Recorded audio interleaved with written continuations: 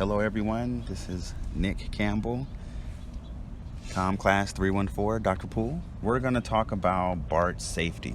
It has a long-time BART rider for at least 20 years. I've noticed a lot of changes. So I'm going to talk about BART safety a little bit because in today's world, BART safety has, I would say, evolved. I think with the introduction of so much technology, there's more incentive for people to do bad things on BART. So you're saying that's why people are going to steal on BART, and that's why the safety has decreased? I think a big increase of the criminal activity has been due to all this technology. The increase in the technology is playing a role because of the high price of these items. No one's going to steal like some old school Dell. No one's going to buy it. Right. But if they snatch up your MacBook Pro or a nice one of those new Windows computers, that's something they can sell. Now these $1,000 iPhones and these $1,000 Samsungs, they're worth a lot of money. Yeah. So I think that's contributed to the increase in crime. I have a little system that I use personally. I tell people about. You have to kind of know the Bay Area. You have to know its hotspots. I come from Antioch, so when I'm on the train, I can pretty much have everything out. Laptop, cell phone, from Antioch all the way till about MacArthur. Okay. But then you have to transfer to the Fremont line. That's what will take you through Lake Merritt, Fruitvale, the Coliseum. So the Oakland area. Those are the hot spots. I think that area itself is where it starts to get a little more dicey.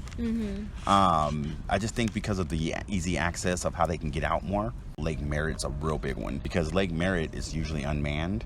Oh, interesting. There's not usually people at the window. Same thing with like 19th Street, 12th Street.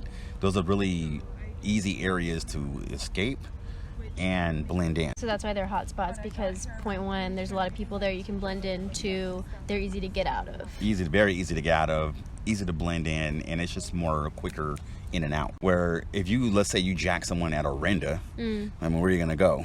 Yeah. Orinda is kind of, not only is it a little bit more glitzy and it's a little higher income, so you got less people that are likely to. And there's probably more more security. Police. Yeah, more. They have a lot more security in those areas, and Orinda is like how this looks with trees and this deer. You're not going anywhere at Orinda. Yeah, I can see you. You see what I'm saying? Yeah, you're not going anywhere at Orinda, Lafayette, Walnut Creek, because it's just.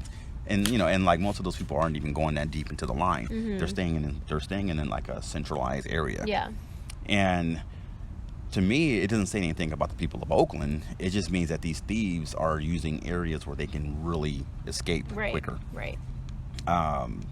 Compared to like if you go deep into the San Francisco lines, it happens there too. Like if you go to like Powell Street, Montgomery, because those are quick exits. You get out and there's lots of people in the city. You can blend right in. Yeah. So. But I think that's playing a role in the increase in crime. Again, these phones are, they're valued at a lot more money. Yeah. But that's also making the criminal element be a little more dangerous for them, because now they're charging people with felonies. Wow. Because of the value. Because if you look at most misdemeanor crimes, it goes off of dollar amount. So if you steal something that's only worth X amount of dollars, it's only going to be considered like a misdemeanor. Yeah, misdemeanor, not a felony. So once it passes that certain amount, that's a felony. It becomes grand theft. And if you look at your average item, cell phones, all $1,000 and up. Yeah. This MacBooks are like $2,000.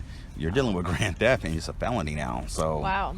So that's why a lot of these criminals aren't giving it much thought either. Like if they do get caught, you really want a felony for someone for an iPhone? So you don't think these people think that the risk is worth it? You think they're just doing it and hoping that they don't get caught? I mean, I think it's more, you're probably thinking of the incentive of like, well, I can sell this on Craigslist or... Okay, so they're not thinking about, oh, well, I need to make sure this is worth it to me because I could get charged with a felony. Most criminals don't. Some of them might need the money. Some of them are homeless or maybe some of them are just like doing it for drug money or who knows. Yeah. But I don't think they're considering the consequence. I spoke to like BART police and they kind of gave me the cliche kind of like, oh, well, you have to just be diligent.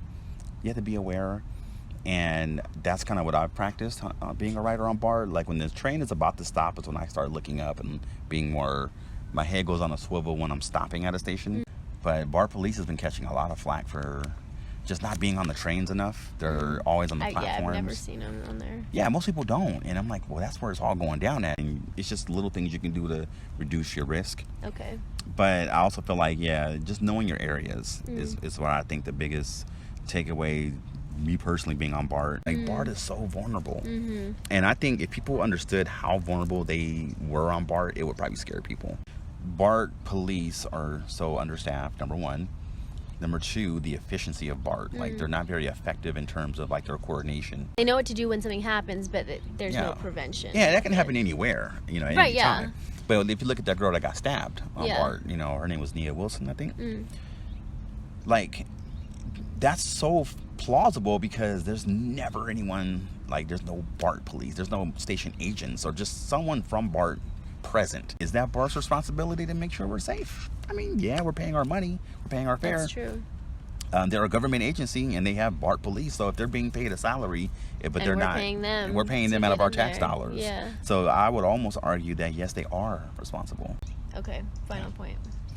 So I guess the final point is, like, BART is a way a lot of people get around in the Bay Area, but if you understood how vulnerable you are on BART, you would have a different approach when you take BART. Like, you have to be very diligent. You are on your own for the most part. And I just think people need to be very diligent